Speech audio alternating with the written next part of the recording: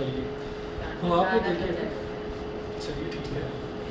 तो इसमें आप ये देखिएगा कि पहला जो टॉपिक है वो है are plants and animals made of same types of tissues. Are plants and animals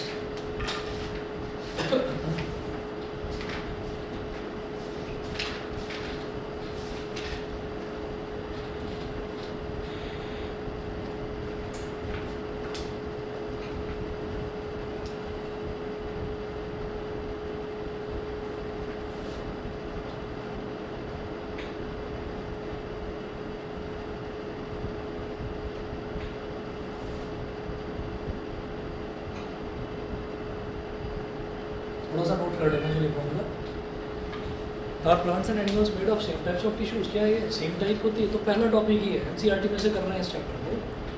तो यहाँ पर क्या है कि हमको प्लांट टिश्यूज़ के और एनिमल टिश्यूज़ के जो स्ट्रक्चर है और जो उनके फंक्शंस हैं वो आपस में थोड़े से कंपेयर करने पड़ेंगे।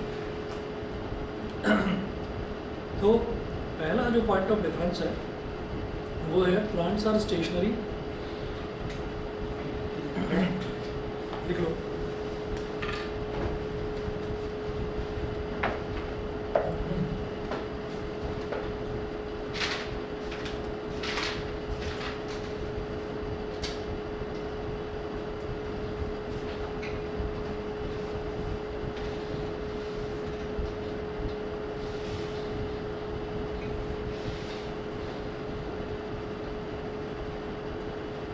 पहला जो है वो है प्लांट्स आर स्टेशनरी और fixed, they do not move.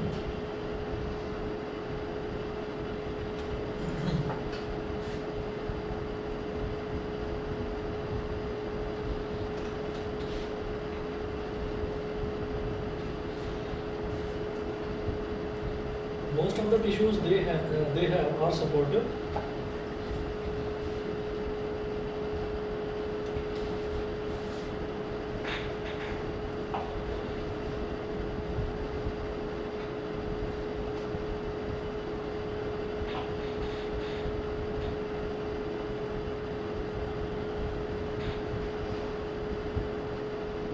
Most of the tissues they have are supportive, which provides them with structural strength, which provides them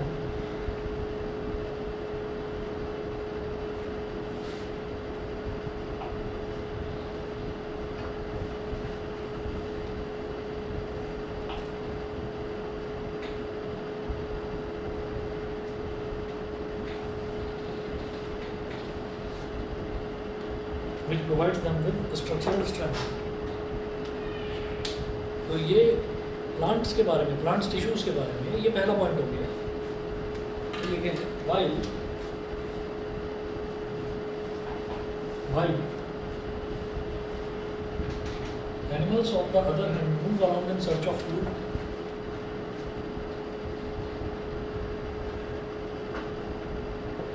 while animals on the other hand move around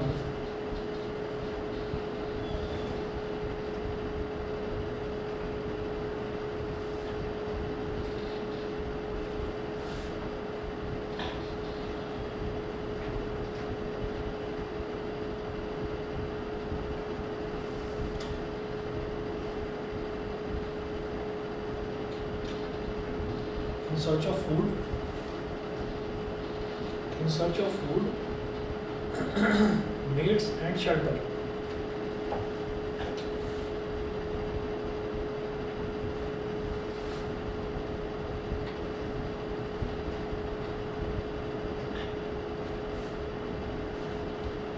They consume more energy as compared to plants।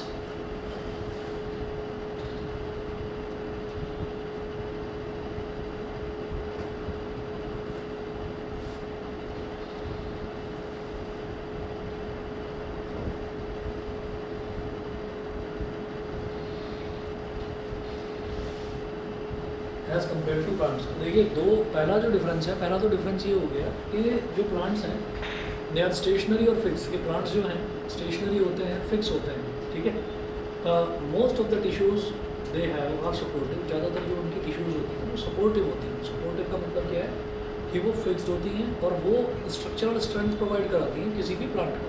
तो आप ये देखिए कि plant जो है वो खड़ा रहता है एक जगह और बिल्कुल टाइटली बिल्कुल खड़ा रहता है। अगर मान लीजिए बहुत तेज़ कोई आंधी तूफान आ जाता है तो तब जाकर थोड़ा बहुत ऐसा हो गया कि भाई टूट गया या कुछ एक ब्रांच एक आधी टूट गई तो टूट गई, नहीं तो प्लांट जो है वो अपनी जगह पर फिक्स्ड रहता है। इसका मतलब क्या है कि उसके जितने भी टिश्यूज़ हैं वो बहुत ज़्यादा रिजिड होते हैं, बहुत ज़्यादा सपोर्टिव होते हैं और उन्हीं की वजह से जो है प्लांट सीधा खड़ा रहता है और उसकी जो स्ट्रेंथ है उन टिश्यूज़ की वजह से ही होती है।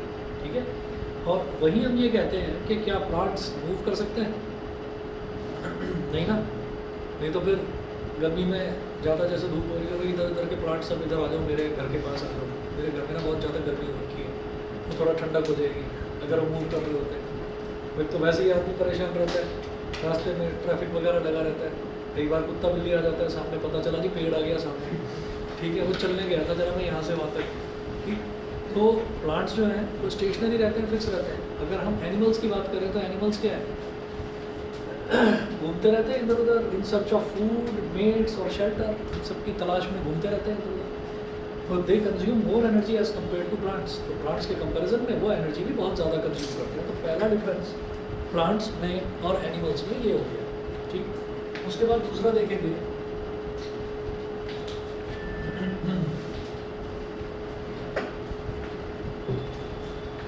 दूसरा देखिएगा, दूसरा डिफरेंस है इसमें, most of these tissues, most of the plants tissues are dead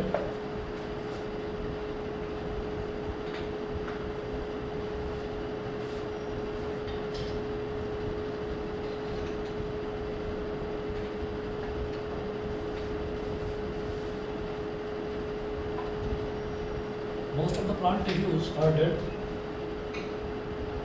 since dead cells can provide mechanical strength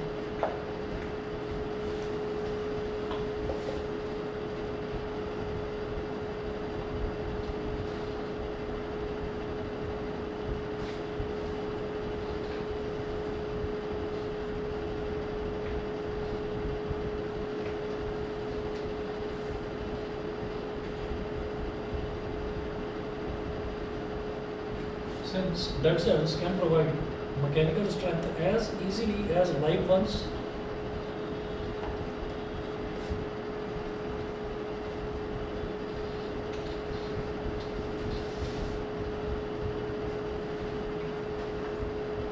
As easily as live ones and need less maintenance and need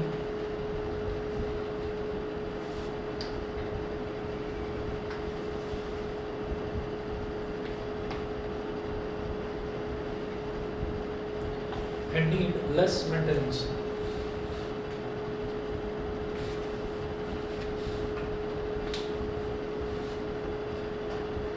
तो जो प्लांट्स टिश्यूज होते हैं उनकी ज़्यादातर जो ज़्यादातर tissues होती हैं ना प्लांट्स की, वो डेड होती हैं। और डेड टिश्यूज़ का मतलब ये नहीं है कि प्लांट तो डेड हो गया, जो डेड टिश्यूज़ हैं वो भी उतनी ही अच्छी स्ट्रक्चरल स्ट्रेंथ, उतनी ही अच्छी सपोर्टिव स्ट्रेंथ प्रोवाइड कराते हैं जितनी कि जो लाइव सेल्स, जो लाइव टिश्यूज़ हैं वो प्रोवाइड कराते हैं, ठीक है। तो इस तरह से हम ये कह सकते हैं कि जो प्लांट्स हैं, प्लांट्स के जो ज़्यादातर टिश्यूज़ हैं वो डेड होते हैं, सारे नहीं ज़्यादातर। अगर सारे टिश्यू डेड हो गए तो प्लांट ही डेड हो गया, कोई बचा ही नहीं उसको बेचारे में, ठीक है। तो कैसे तो खुद जिएगा और कैसे हमको ऑक्सीजन मिलेगी। तो most of the plant tissues are dead since dead cells can provide mechanical strength as easily as live ones and need less maintenance, उनकी मेंटेनेंस भी कम होती है। मेंटेनेंस कम होने का मतलब ये है कि उनको कम डाइट की ज़रूरत होती है। वाई, अब प्लांट्स के बारे में नोट करें। Most of the plant tissues are living, animals, most of the animal tissues, most of the animal tissues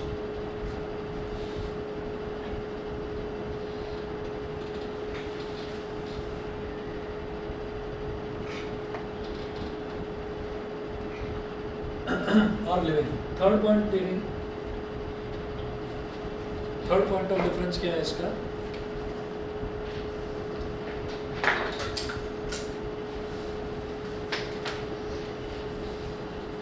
ये स्कूल में भी होता है। नहीं बताओ तो सही एक बार, स्कूल में भी होता है क्या?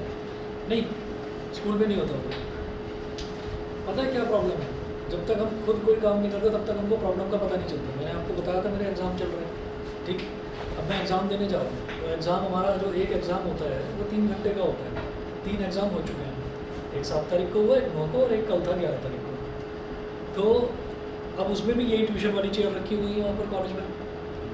अब जो मैंने जैसे एडमिशन लिया तो मैं रेगुलर तो गया नहीं वहाँ पर, एडमिशन के टाइम पर ही बात कर ली थी कि मैं सिर्फ पेपर देने आऊँगा, मैं रेगुलर नहीं जाऊँगा। तो ऐसे मेरी तरह से बहुत सारे स्टूडेंट्स हैं। तो इतनी दिक्कत आ रही है कि जरा सी तो जगह है, अब उस पर वो पूरी बड़ी शीट रखनी है, ठीक है। तो ये जो मैंने तुमसे पूछा ना, ये मेरे साथ भी हो रहा है। पेन ही गिरते रहते हैं, कभी पेन गिर जाता है, कभी स्केल गिर जाता है। अरे भाई प्रॉपर डेस्क होनी चाहिए भाई, यहाँ पर तो चलिए जगह कम है इस वजह से रख रखी है। वो तो इतना बड़ा हॉल है, तो उस हॉल में बच्चे बैठते हैं एग्ज़ाम देने के लिए, बच्चे क्या बुड्ढे बैठते हैं मेरे जैसे सब।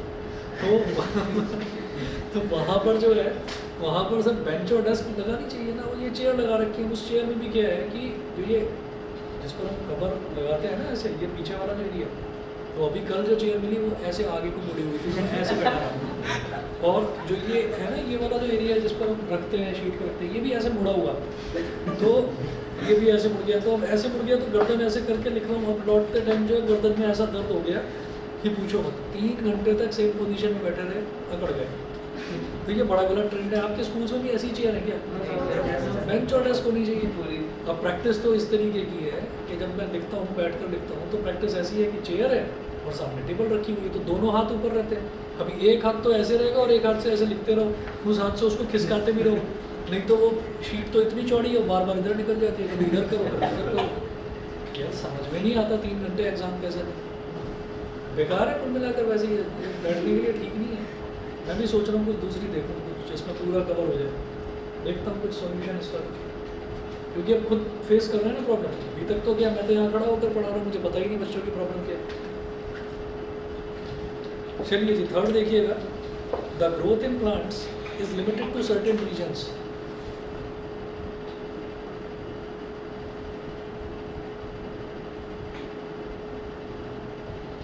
The growth in plants is limited to certain regions.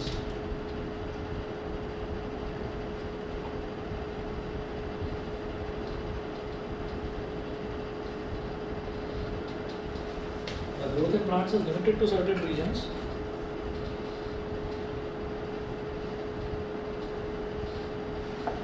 Why?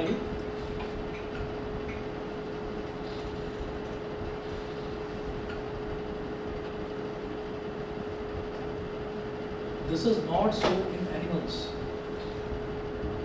Limited to certain regions का मतलब क्या है कि हमको मालूम है कि जब हम प्लांट्स की बात करते हैं तो प्लांट्स की जो लीव्स है ना, वो एक लिमिट तक ही तो बढ़ेंगी ना। उनका एक वो रीजन है कि भाई वो लीव्स हैं, वो इतनी बड़ी लीव है, ज़्यादा से ज़्यादा इतनी बड़ी हो जाएगी बस, ठीक। अच्छा, और जो दूसरा है, जैसे जो हमारा स्टेम होता है, जो प्लांट्स के जो स्टेम होते हैं, तो स्टेम बड़ी तेज़ी से ग्रो करता है, और स्टेम जो है, स्टेम बहुत ऊंचा तक जाता है, बहुत लंबा तक जाता है। तो जब हम स्टेम की बात करते हैं तो जितनी लेंथ स्टेम की हो जाती है, क्या उतना बड़ा कोई फ्रूट हो जाएगा? नहीं हो पाएगा, ठीक है। क्या उतनी बड़ी कोई लीव हो जाएगी? नहीं हो पाएगी। क्या फ्लावर हो जाएगा? फ्लावर का भी एक साइज़ होगा, भाई थोड़ा सा बड़ा होगा। तो उनकी लिमिटेशंस होती हैं कि भाई स्टेम है वो इतना बड़ा होगा, ठीक है। लीव्स हैं वो थोड़ी बहुत बढ़ेंगी या बढ़ेंगी ही नहीं। फ्रूट्स थोड़े बहुत बढ़ेंगे, जो भी उनका पर्टिकुलर साइज़ है, ठीक है। तो कुछ पर्टिकुलर रीजन्स हैं जिनकी ग्रोथ होती है और कुछ पर्टिकुलर रीजन्स ऐसे जिनकी ग्रोथ ही नहीं होती, ठीक है। अच्छा, अब उसके बाद हम ये कहेंगे कि अगर this is not so in animals. Animals का मतलब क्या कि भाई लेग्स की अगर बात करें तो एनिमल्स के 4 लेग होते हैं, तो चारों ही बढ़ेंगे ना। ऐसा तो नहीं है ना कि 2 बढ़ गए, पीछे वाले 2 बढ़ गए जी, आगे वाले छोटे रह गए, चल नहीं पा रहा, एक डॉगी जो है चल नहीं पा रहा, तो ऐसा तो नहीं होगा, ठीक है। अब पता चला कि एक शेर है, एक शेर की पूँछ तो बहुत लंबी है, दूसरे की इसकी पूँछ आई ही नहीं, इसकी पूँछ लंबी ही नहीं हुई, तो ऐसा तो नहीं होगा ना। हमेशा क्या होगा कि एक प्रोपोर्शन में बढ़ती जाएगी कोई भी चीज़, कि भाई लेग्स हैं तो लेग्स बड़े होंगे, कान है तो कान भी एक प्रोपोर्शन में बड़े होंगे। ये नहीं कि एक कान बड़ा हो गया दूसरा कान छोटा ही रह गया, वो बचपन में कुछ न्यूट्रिशन नहीं मिला था इसको तो ये इतना ही रह गया, ऐसा नहीं होता। तो क्या है कि this is not so in animals. तो एनिमल्स में प्रोपोर्शन जो है वो फिक्स्ड है कि कौन सी चीज़ कितनी बढ़ेगी। और जो प्लांट्स हैं, प्लांट्स में कुछ रीजन्स हैं जिनमें ग्रोथ होती है, बाकी सब रीजन्स में ग्रोथ नहीं होती, ठीक है। उसके बाद फोर्थ पॉइंट ऑफ डिफरेंस, कौन से रीजन है जहाँ प्रॉब्लम होती है? जहाँ ग्रोथ नहीं होती ये होता है उसका सेल वॉल। जो सेल वॉल है, सेल वॉल में ग्रोथ नहीं होती। सेल वॉल क्या होता है, वो धीरे धीरे बार्क में कन्वर्ट हो जाता है और बार्क की पीलिंग होती है। पीलिंग समझते हैं, PEELING। हाँ से छिलका होता है सामने। हाँ बिल्कुल सही कह रहे हो। उसकी पीलिंग होती है। पीलिंग का मतलब क्या है कि अंदर से नई सेल वॉल डेवलप होगी और बाहर से जो सेल वॉल है वो गिर जाएगी। तो कभी भी आप किसी प्लांट को देखना, किसी बड़े पेड़ को देखो या छोटे पेड़ को भी देखो, तो उसके आसपास थोड़ा बहुत कोई ना कोई चीज़ गिरी हुई मिलती है। कुछ थोड़े बहुत तिनके, लकड़ी वकड़ी में कुछ ना कुछ गिरा हुआ मिलता है। तो वो होता क्या है कि उसके अंदर वाला जो पोर्शन है, अंदर वाला पोर्शन ग्रो हुआ, कोई नहीं, तुम्हारी गलती नहीं, मैं जानता हूँ। अरे मैं जानता हूँ, मेरे साथ भी छूट ही रहा है। 3 दिन से मेरे से भी छूटता ही जा रहा है। 3 एग्ज़ाम दिए, देख लिया उसमें। तो होता क्या है ना, जैसे वो पूरी वो शीट रखी हुई है तो हम ये भूल ही जाते हैं कि नीचे सपोर्ट उतना सही है। थोड़ा सा इधर को खिसकाते हैं, कभी स्केल गिरा, कभी पेन गिरा, तो वो पेन ऐसे लुढ़कते पीछे चला जाएगा। भाई मेरा पेन गिर गया। वो अपना पेपर करने में मस्त है, फिर खुद उठ कर जाना पड़ता है। अब खुद उठ कर गए तो वो वाला पेन उठाया, पता चला इतने में दूसरे पेन गिर गए। तो रखने की जगह होनी चाहिए। और भी पता नहीं, मतलब बड़े बस क्या बताऊँ, ऐसी कंडीशंस लगा रखी हैं कि पाउच होता है ना, पाउच जिसमें ये लेकर जाते हैं सामान, pen, pencil, rubber, eraser, transparent होना चाहिए। ये कहाँ से सुन लिया तुमने? सर बोर्ड में भी होता है। क्या बोर्ड में भी यही है? तो फाइनल एग्जाम में भी ऐसे ही होता है। सर बोर्ड में आप फुल स्लीव्स भी नहीं पहन के जा सकते। मुझे पता ही नहीं था ये वाली बात। सर वो चिप्स भी जैसे से रख लेते हैं ना किड्स के अंदर, हाँ, तो सब ट्रांसपेरेंट में दिख जाएगी। वो ट्रांसपेरेंट था नहीं, बाहर रखवा दिया, पाउच बाहर रखवा दिया। वो पाउच पर वो बार्बी डॉल बनी हुई थी। अब मेरी बेटी ने रोना शुरू कर दिया, मैं वो आती हो गया वहाँ पर, क्या करें। वो रख दिया वहाँ पर, रख दिया सबके, वो रख दिए पाउच वहाँ पर रख दिया। अब मैं कहाँ तक अपना ढूंढूंगा पाउच ढूंढ रहा था जी, वहाँ पर लेट हो गया। चलिए जी अगला देखो, फोन। मुझे पता नहीं था कि इसको वही चाहिए। देखिए जी, फोर्थ पॉइंट है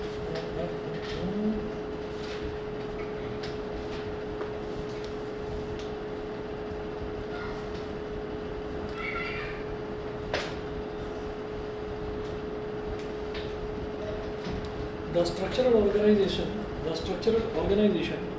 of tissues.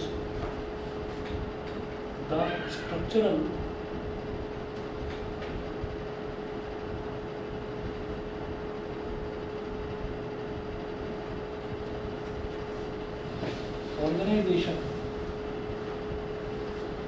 organization of tissues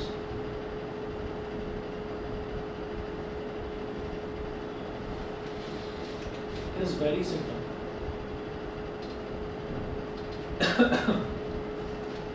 The structural organization of tissues is very simple, whereas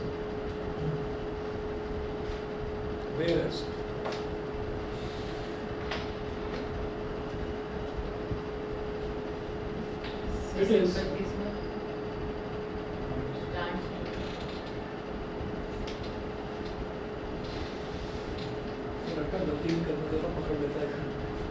the structural organization of tissues in plants is very simple, whereas it is far more specialized and localized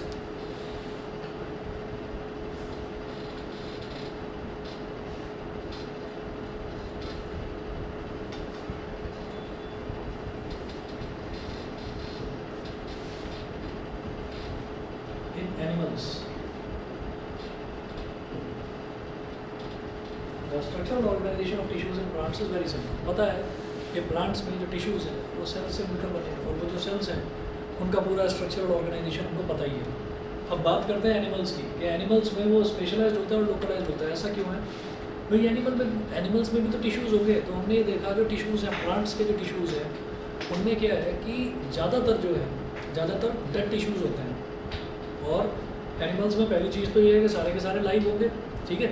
अब उसमें हमने कहा कि भाई जो liver है वो liver अलग तरीके के सेल्स से मिलकर बना है, जो हार्ट है हार्ट अलग तरीके के सेल्स से मिलकर बना है, जो ब्रेन है वो अलग तरीके के सेल्स से मिलकर बना है। तो इसका मतलब क्या है कि जो टिश्यू स्ट्रक्चर होता है एनिमल्स में वो ज़्यादा स्पेशलाइज्ड होता है, क्योंकि अगर हम ब्रेन के सेल्स की बात करें तो ब्रेन का सबसे छोटा जो सेल होता है उसको न्यूरॉन बोल देते हैं, न्यूरॉन, ठीक है।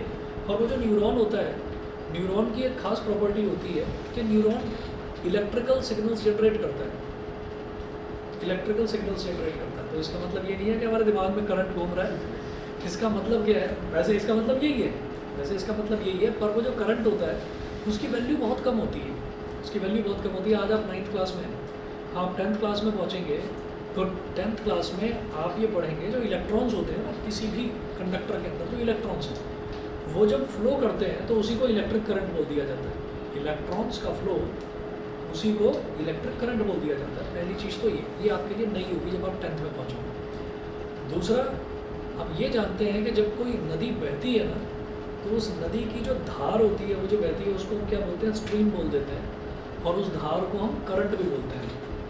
पता है कि नहीं? नहीं पता?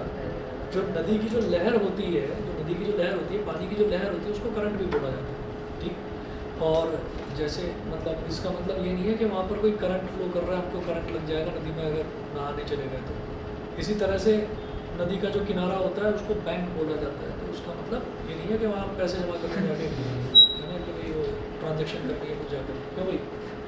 हाँ, समझ रहे हैं ना बात को? तो जो करंट है, करंट का मतलब क्या है कि करंट हमारी बॉडी में रहता है। अगर हमारी बॉडी में करंट ना हो ना तो हम जिंदा नहीं रह सकते। अब वो करंट क्यों होता है? जब हम नदी की बात करते हैं तो नदी में क्या फ्लो कर रहा है? लगातार पानी। तो anything that flows is called current. जब फ्लो होती है कोई भी चीज़ तो उसका जो फ्लो का जो वो मोशन है, that motion is called current. अब आप ये समझें कि अगर हम बॉडी की बात कर रहे हैं तो बॉडी में भी तो कोई चीज़ है जो फ्लो कर रही है। क्या फ्लो कर रहा है? ब्लड, ठीक है। इन नसों में खून बहता है जो भारत माता की जय करता है हमेशा, ठीक है। तो आप ये देखिए कि लगातार बॉडी में खून बहता रहता है। तो जब ब्लड फ्लो करता है, ब्लड के साथ साथ बहुत सारे आयंस भी फ्लो करते हैं। वो जो आयंस हैं, उन आयंस के फ्लो को ही हम क्या बोल देते हैं? ये बॉडीली करंट्स होते हैं। बॉडीली करंट्स पढ़ेंगे या आप अगली क्लास में पढ़ेंगे। तो ये जो करंट्स हैं ये क्या करता है? जैसे फॉर एग्जांपल तुमने मेरे को बोला दौड़ो, तुमने मेरे को बोला दौड़ो। अभी मैं एक अनजान बालक हूँ, मुझे पता ही नहीं है क्या होता है दौ, क्या होता है डौ, जानता ही नहीं, ठीक है। दौड़ो को कंबाइन करने का मतलब ये है कि दौड़ना है। तो इसका मतलब क्या है कि वो जो चीज़ है जो तुमने मुझे बोली वो कहीं ना कहीं इलेक्ट्रिकल सिग्नल्स के रूप में मेरे ब्रेन के अंदर स्टोर्ड है। मुझे बचपन में किसी ने बोला था दौड़ो तो मैं समझ गया अच्छा दौड़ने का इंस्ट्रक्शन दिया जा रहा है मुझे कि हाँ भी दौड़ो। अच्छा, इसका मतलब ये मेरा दोस्त है, इसने मेरे को बोला दौड़ो, जरूर कोई खतरा होगा इसलिए दौड़ने को बोल रहा है, चलो भाई भागो, सोचना ही नहीं है कुछ भी। तो इसका मतलब क्या है कि ये सारी चीज़ें जो हैं ये मेरे दिमाग में स्टोर्ड है। तो ये जो स्टोर्ड हैं, जो चीज़ें स्टोर होती हैं वो इलेक्ट्रिकल इम्पल्सेस के तौर पर स्टोर होती हैं।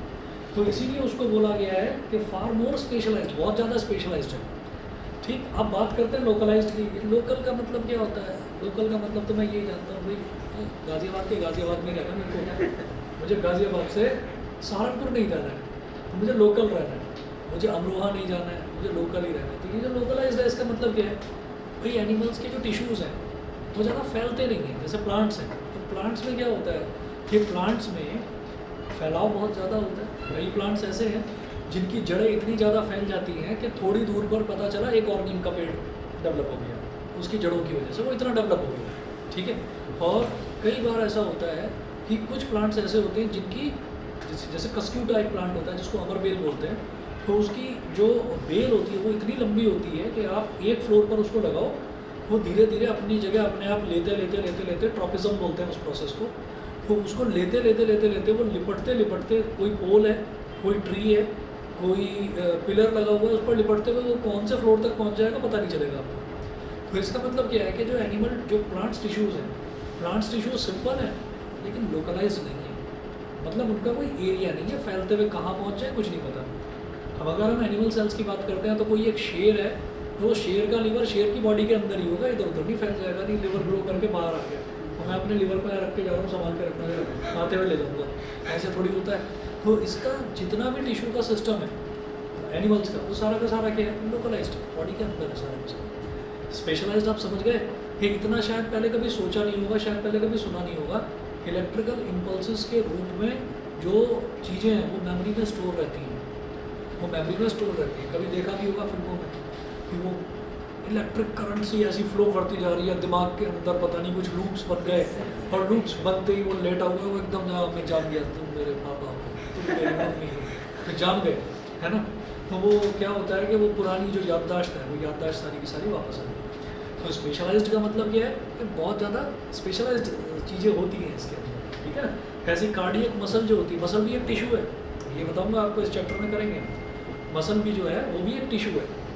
तो जो कार्डियक मसल है उसकी एक बड़ी खास प्रॉपर्टी होती है क्या, अब मान लो हमने एक्सरसाइज करा, हमारे डोले वोले बन गए, हमने डोले देख भाई डोले मेरे कितने बढ़िया डोले बने हैं, तो हमने क्या करा, हम डोले फुला के खड़े हुए, सामने वाला खड़ा, यार क्या बात है मसल्स फूल गई तेरी।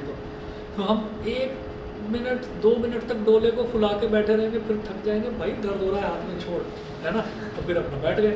अभी उसके बाद क्या है, ये जो हार्ट की मसल होती है कार्डियक मसल, ये भी एक टाइप की टिश्यू है, कार्डियक टिश्यू बोलते हैं इसको। तो इसमें कोई कर सकता है कि ये देख मेरी हार्ट का मसल देखो जरा, इतना कर सकता है कोई ऐसे? ऐसे नहीं कर सकता।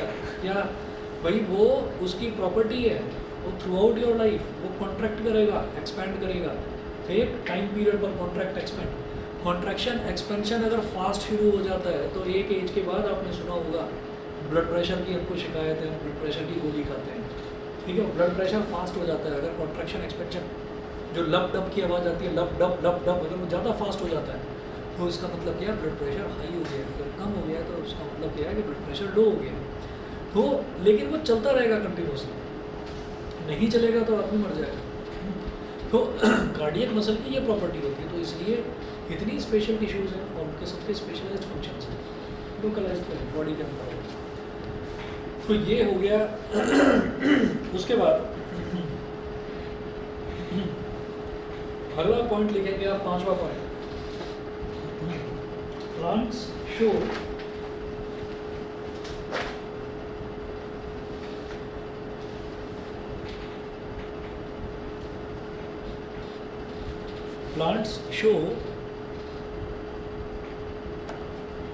sedentary existence, sedentary, sedentary.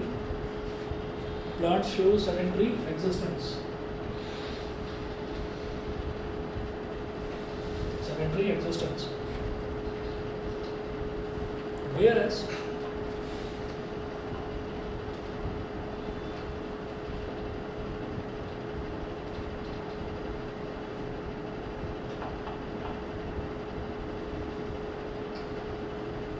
animals show active locomotion.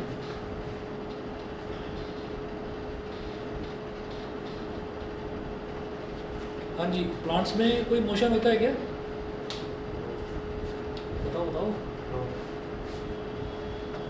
अरे होता है, प्लांट्स में भी मोशन होता है। कैसा मोशन होता है? हाँ नहीं, उसको हम मोशन ही बोलेंगे, उसको हम लोको मोशन नहीं बोलेंगे। रीज़न क्या है? रीज़न ये है, अच्छा लोको मोशन क्यों बोला है, यहाँ पर मोशन ही क्यों नहीं बोलते थे? भाई मोशन में होते हैं एनिमल, तो इधर उधर घूम गए, तो बैठ गया कहीं पर, खड़ा हो गया, चला गया कहीं पर। इसको लोको मोशन क्यों बोल रहे हैं? एक मोशन जो आपकी लोकेशन चेंज कर सके इज कॉल्ड लोको मोशन। समझ गए? एक मोशन जो आपकी लोकेशन चेंज करे। अभी तो यहाँ पर बैठा हुआ था, थोड़ी देर पहले मैंने देखा था सोसाइटी में कुत्ता आ गया, अभी तो ग्राउंड के पास बैठा हुआ था, अभी मेरे घर के पास आ गया, ठीक है। तो क्या हो गया, उसकी लोकेशन चेंज हो गई ना, बिकॉज ऑफ इट्स मोशन। और हम प्लांट्स की बात करें तो प्लांट्स में जो मोशन है वो कैसे होता है? प्लांट्स का motion is because of their growth. Plants की ग्रोथ जरूर होती है ना, ऐसा नहीं हो सकता कि प्लांट एक छोटा है तो छोटा का छोटा ही रहे, ग्रोथ होती है उसकी। तो ये जो ग्रोथ है ये मोशन है, ग्रोथ मोशन है। ऐसे ही सनफ्लावर एक प्लांट होता है, तो सनफ्लावर को जो सनफ्लावर कहा जाता है वो इस वजह से कहा जाता है बस उसका जो मोशन है वो कुछ इस तरीके से है कि अगर सूरज निकला, आपने गमले को कहीं पर रख दिया, उसमें सनफ्लावर लगा हुआ है, अगर सूरज निकला ईस्ट से, अगर क्या ईस्ट से निकलता है, तो वो ईस्ट से जब निकलेगा तो जो फ्लावर है, सनफ्लावर है, वो सनफ्लावर का मुंह जो है वो ईस्ट की तरफ हो जाएगा। उसके बाद जैसे जैसे वो वेस्ट में जाता जाएगा ना, उत्तर वेस्ट में, ठीक है। तो इतना स्लो प्रोसेस होता है वो कि कोई पता नहीं लगा पाता। लेकिन हाँ, अगर कोई सुबह का गया है और शाम को यार अभी तो इसका मुँह उधर हो रखा था, इधर हो गया, तो ये क्या है? ये भी तो मोशन है। किसी ने ज़बरदस्ती थोड़ी उसकी मुंडी घुमा दी दूसरी तरफ से, भाई तो इधर हो जाए, बहुत हो गया, है है ना, पूरे दिन से उधर को मुँह बनाकर बैठा हुआ है, उधर को मुझे, ऐसा नहीं है। तो होता क्या है कि वो मतलब सन की लाइट के हिसाब से अपने आप को मूव करता रहता है। तो दिस इज कॉल्ड मोशन, ठीक है। तो प्लांट्स जो हैं वो भी मोशन शो करते हैं, लेकिन एक्टिव लोकोमोशन, एक्टिव लोकोमोशन का क्या है, ज़बरदस्त तरीके से जो मोशन दिखाई देता है कि अभी यहाँ था, है ना, बैठा हुआ यहाँ पर, फेंक के मारा पत्थर, उसको दौड़ के चला गया दूसरी तरफ, ठीक। तो this is called active locomotion, location he change हो गई उसकी। उसके बाद क्या होता है कि जब हम कभी भी किसी भी प्लांट की बात करते हैं तो प्लांट का जो सेल्स होते हैं, वो सॉरी जो टिश्यूज़ होते हैं, टिश्यू जो है वो 3 तरीके से डिवाइडेड होती है। एक को बोलते हैं एपिकल मेरिस्टेम, एक को बोलते हैं इंटरकैलरी मेरिस्टेम, और एक को बोलते हैं लेटरल मेरिस्टेम। इसको शुरुआत करी जाती है किस चीज़ से, मेरिस्टेमेटिक टिश्यू से, ठीक है। और टिश्यूज़ जो हैं वो अब जो मैं डिस्कस करने वाला हूँ, मैं प्लांट्स टिश्यूज़ स्टार्ट करने वाला हूँ।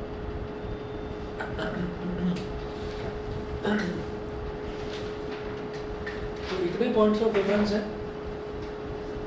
इसमें से 5 आप याद करेंगे तो 3 भी याद रह जाएंगे, एग्जाम पे लिखाएंगे, ठीक है, उतना बहुत है। ये तो पता होगा ना कि बहुत ज़्यादा लंबे क्वेश्चंस आते नहीं हैं साइंस में, तो वो एक्सपेक्ट नहीं करते आपसे कि आप बहुत लंबा लंबा क्वेश्चन लिखें।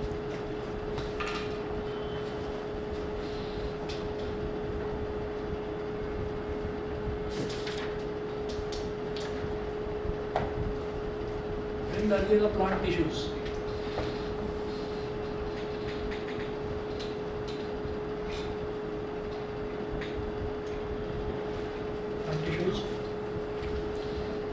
प्लांट टिश्यूज में लिखेंगे the growth of plants occurs only in certain specific regions.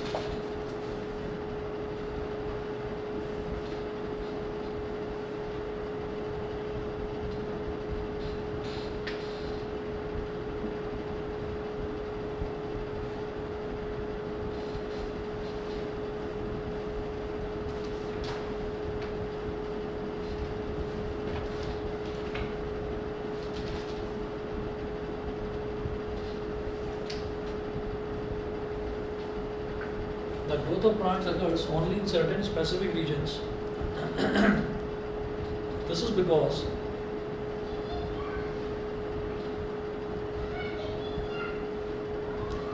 the dividing tissue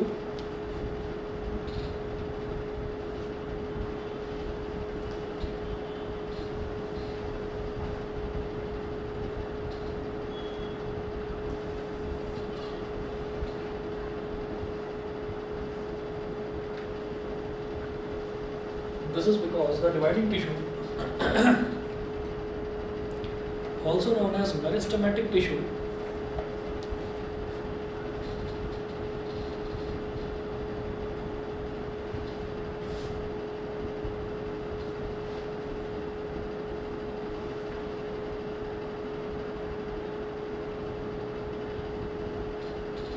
this is because the dividing tissue also known as meristematic tissue is located only at these points.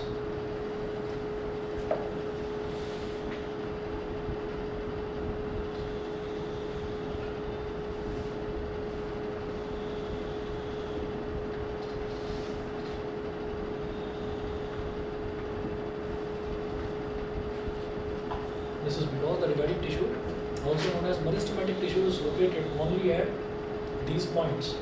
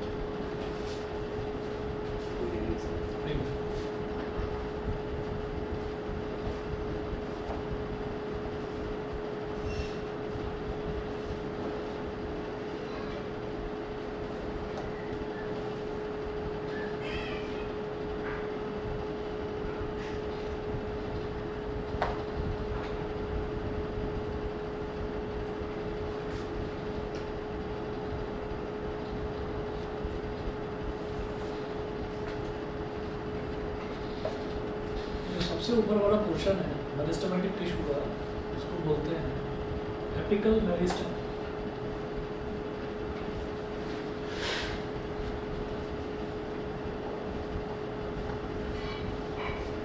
Apical meristem,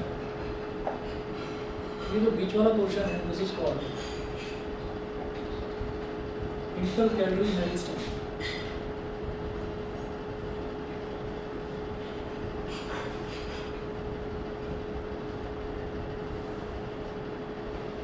intercalary meristem.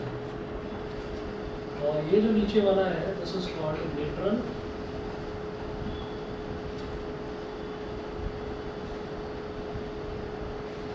Meristem.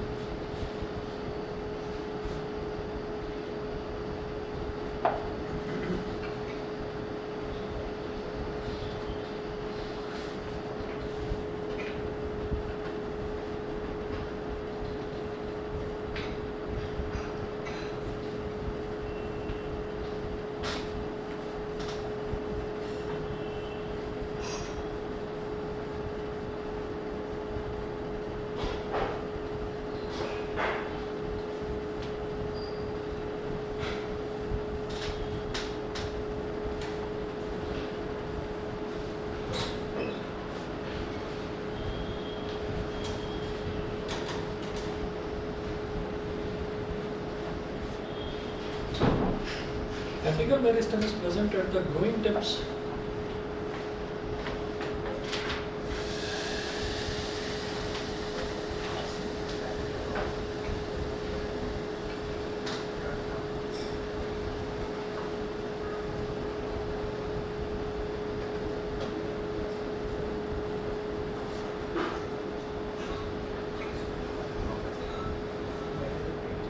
apical meristem is present at the growing tips of stems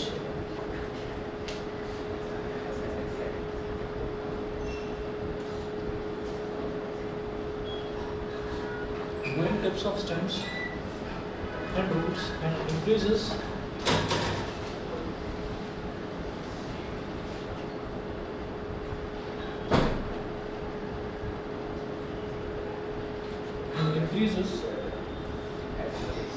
the length of the stem and the root.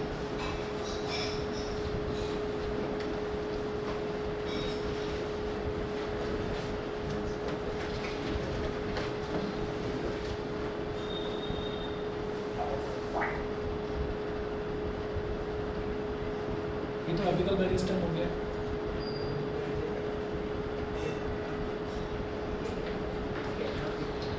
अगर लिखें intercalary meristem is the meristem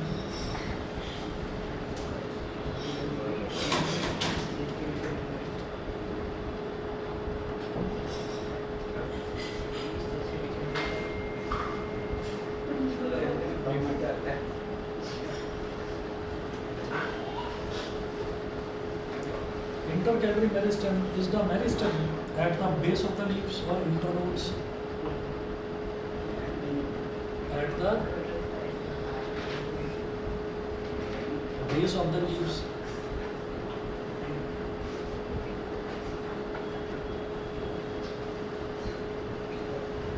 or internodes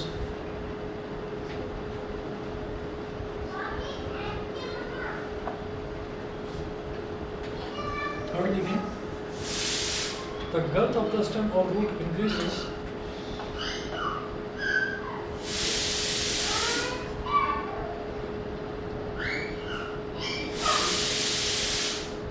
the girth of the stem or root increases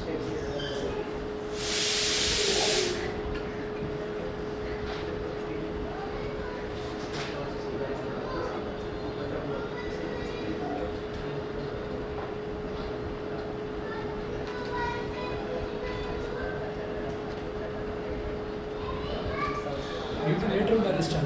तो क्या होता है ये जो apical meristem है ये हम ये कहते हैं कि जो बिल्कुल टिप होता है ना टिप ऑफ द प्लांट, तो वहाँ पर जो टिश्यू मौजूद होते हैं उनको हम बोल देते हैं एपिकल मेरिस्टेम। बीच में जो होते हैं उनको हम इंटरकैलरी मेरिस्टेम बोल देते हैं और जो रूट के नज़दीक होते हैं जिसकी वजह से स्टेम बेसिकली ग्रोथ करता है उसको हम लेटरल मेरिस्टेम बोल देते हैं। बस इतना नोट कर लीजिए। और मैं मैसेज कर दूंगा, आप देख लेना, हो सकता है कि कल का आप लोगों का मैं ऑफ है, ठीक है। मैं बताया था ना बीच में मैं एक दिन का कर सकता हूँ, हो सकता है, आप देख लेना।